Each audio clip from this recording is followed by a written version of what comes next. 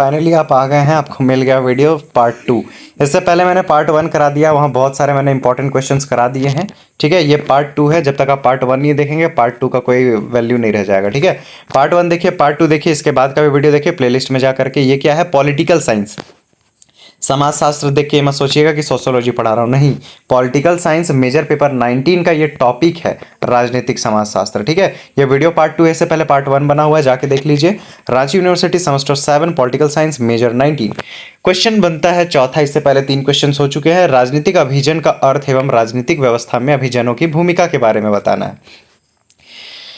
भूमिका बताएंगे। राजनीतिक अभिजन राजनीतिक समाजशास्त्र का एक महत्वपूर्ण विषय है। किसी भी समाज में कुछ लोग क्या है, अपने योग्यता, शक्ति और ज्ञान, नेतृत्व के क्षमता के कारण विशेष स्थान प्राप्त कर लेते हैं।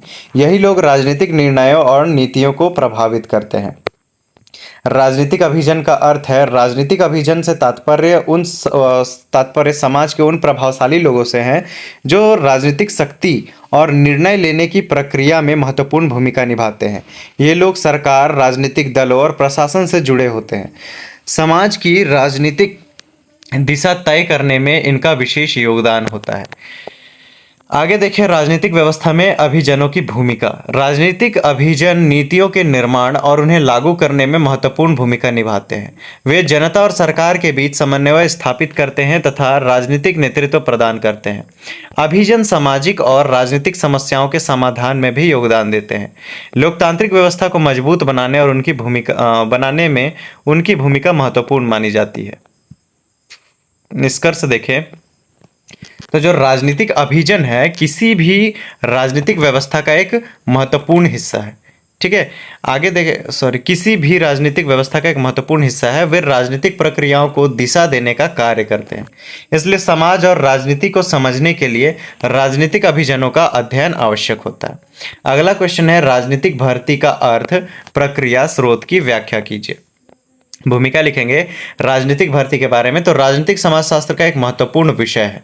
ये जो राजनीति है ना, ये समाजशास्त्र का एक महत्वपूर्ण विषय है। इसके माध्यम से योग्य व्यक्तियों का चयन राजनीतिक व्यवस्था में विभिन्न पदों के लिए किया जाता है।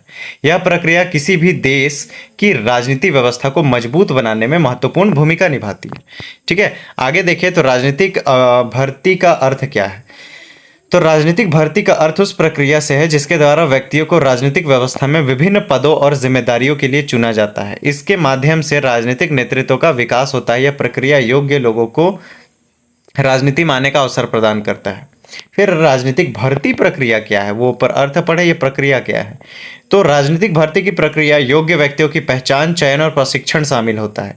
इस प्रक्रिया के माध्यम से लोगों को राजनीतिक दलों, चुनावों और अन्य सामाजिक गतिविधियों से जोड़ा जाता है। इसके बाद उन्हें उनकी योग्यता और क्षमता के आधार पर विभिन्न पद या जिम्मेदारी दी जाती है। जैसे जानते हैं आप लोग, सचिव, उपाध्यक्ष, अध्यक्ष, कोषाध्यक्ष, ये सब जो होता है, इस तरह से अलग अलग पद दिया जाता है। राजनीतिक भर्ती के स्रोत देखें तो राजनीतिक भर्ती के कई स्रोत होते हैं, जिसमें परिवार, शिक्षा, राजनीतिक दल, सामाजिक संगठन और जन आंदोलन प्रमुख हैं। राजनीतिक दल जो है नए नेताओं को आगे बढ़ाने का कार्य करते हैं। शिक्षा और सामाजिक संगठन भी लोगों को राजनीतिक क्षेत्र में प्रवेश करने के लिए प्रेरित करते हैं। निष्कर्ष देखें तो राजनीतिक भर्ती राजनीतिक व्यवस्था का एक आवश्यक भाग है। इसके माध्यम से योग्य व्यक्ति को नेतृत्व का अवसर मिलता है। इसलिए लोकतांत्रिक व्यवस्था को मजबूत बनाने में राजनीतिक भर्ती का विशेष महत्व है। अगला क्वेश्चन देखते हैं कि राजनीतिक विकास एवं आधुनिकीकरण की व्याख्या कीजिए। गाइज आप लोग सब्सक्राइब कर लीजिए, जैसे जैसे इंपॉर्टेंट क्वेश्चन अभी जो भी आएंगे। ठीक है, मैं अगर आपको डालूंगा तो फ्रंट आपके यूट्यूब खोलते ही आपको मेरा वीडियो दिखाई देगा, ब्लूम स्टडी सेंटर ये वीडियो। ठीक है, पॉलिटिकल साइंस। तो आप सब्सक्राइब करेंगे तभी आपको दिखेगा, अदरवाइज आपको खुद से वीडियो खोजना पड़ेगा। तो सब्सक्राइब कर लीजिए, आपको हेल्प मिलेगा। ठीक है, तो राजनीतिक विकास एवं आधुनिकीकरण की व्याख्या करते हैं। भूमिका सबसे पहले पढ़ेंगे कि राजनीतिक विकास, आधुनिकीकरण राजनीतिक समाजशास्त्र के महत्वपूर्ण विषय हैं। ये दोनों किसी भी देश की राजनीतिक व्यवस्था में होने वाले परिवर्तनों को समझने में सहायता करते हैं। आधुनिक युग में इनका अध्ययन और भी अधिक महत्वपूर्ण हो गया है। राजनीतिक विकास का अर्थ देखिए तो राजनीतिक विकास से तात्पर्य राजनीतिक व्यवस्था में होने वाले सकारात्मक परिवर्तनों से है। इसके माध्यम से राजनीतिक संस्थाएं अधिक प्रभावी और उत्तरदायी बनती हैं। राजनीतिक विकास नागरिकों की भागीदारी को बढ़ाने और लोकतांत्रिक मूल्यों को मजबूत करने में सहायता करता है। आधुनिकीकरण का अर्थ जानिए तो आधुनिकीकरण जो है वह प्रक्रिया है जिसके द्वारा समाज पारंपरिक व्यवस्था से निकलकर आधुनिक व्यवस्था की ओर बढ़ता है। इस प्रक्रिया में शिक्षा, विज्ञान, प्रौद्योगिकी और नए विचारों का विकास होता है। आधुनिकीकरण समाज और राजनीति दोनों में परिवर्तन लाता है। राजनीतिक विकास और आधुनिकीकरण का संबंध देखते हैं। राजनीतिक विकास और आधुनिकीकरण एक दूसरे से जुड़े हुए हैं। आधुनिकीकरण के कारण राजनीतिक व्यवस्था में नए परिवर्तन होते हैं जिससे राजनीतिक विकास को बढ़ावा मिलता है। शिक्षा, संचार और तकनीक के विकास से लोगों में राजनीतिक जागरूकता बढ़ती है और लोकतांत्रिक व्यवस्था मजबूत होती है। निष्कर्षतः राजनीतिक विकास और आधुनिकीकरण किसी भी देश की प्रगति के लिए आवश्यक होता है। यह राजनीतिक व्यवस्था को अधिक प्रभावी और लोकतांत्रिक बनाने में सहायता करते हैं। इसलिए इसका अध्ययन राजनीतिक समाजशास्त्र में विशेष महत्व रखता है। अगला क्वेश्चन बढ़ते हैं कि भारत में समाज और राजनीति की व्याख्या कीजिए। भारत में समाज और राजनीति क्या है इसके बारे में आपको बताना है। तो सबसे पहले क्या लिखेंगे? भूमिका। भारत क्या है? एक लोकतांत्रिक देश है जहां समाज और राजनीति का आपस में गहरा संबंध होता है। भारतीय समाज की विविधता और सामाजिक संरचना का राजनीतिक व्यवस्था पर सीधा प्रभाव पड़ता है। इसलिए भारत में समाज और राजनीति का अध्ययन विशेष महत्व रखता है। भारतीय समाज की विशेषताएं देखें तो भारतीय समाज विविधताओं से भरा हुआ है। यहाँ अनेक धर्म, भाषाएं, जातियां और संस्कृतियां पाई जाती हैं। भारतीय समाज में एकता और विविधता दोनों देखने को मिलती हैं। यही विशेषताएं भारतीय समाज को अन्य देशों से अलग बनाती है।